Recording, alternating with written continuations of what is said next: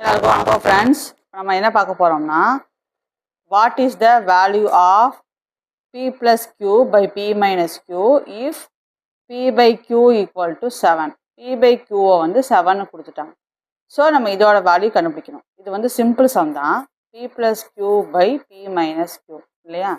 நம்மளுக்கு p by q தான் தெரியும். அப்போ என்ன பண்ணுவோம், இந்த q-வை டினாமினேட் கொண்டு வாங்க. இப்போ p by q, q-வை கொண்டு வந்துட்டோம். ஸோ ப்ளஸ் 1 பை, அதே மாதிரி இங்கேயும் பி இதே மாதிரி இந்த க்யூவை இங்கே கொண்டு வாங்க. இப்போ பி பை க்யூ மைனஸ் 1.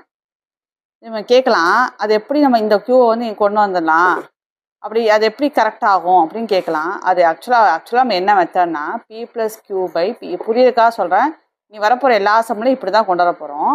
புரியுதுக்காக சொல்கிறேன். P plus Q by P minus Q இருக்கு இல்லையா, அதுக்கு என்ன பண்ணால் நியூமரேட்டர் டினாமினேட்டர் ரெண்டையுமே க்யூவால் டிவைட் பண்ணுறோம்.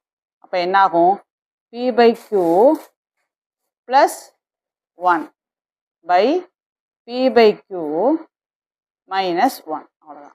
அந்த கான்செப்ட் அது. சரிங்களா? இப்போ p by q வந்து என்ன கொடுத்துருக்கான், 7. அப்போ 7 plus 1 by 7 minus 1. அப்போ 8 by 6. இதை கேன்சல் பண்ணோம்னா 4 by 3. அவ்வளோதான் ஆன்சர். ஸோ இந்த மாதிரி கொடுத்துட்டாங்கன்னா, இந்த ஃபார்மட் எப்படி வருது, என்ன கொடுத்துருக்கானோ அந்த இதுபடி கொண்டு q by p கொடுத்துருந்தாங்கன்னா இந்த p இங்கே கொண்டு போய் இங்கே 1 போட்டுருங்க. அவ்வளோதான்.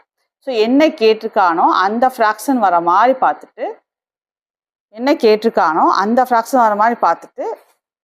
அதை யூஸ் பண்ணிக்கிங்க. அப்போ நம்ம டேரெக்டாக நமக்கு ஆன்சர் கிடச்சிடும். தேங்க்ஸ் ஃபார் வாட்சிங்.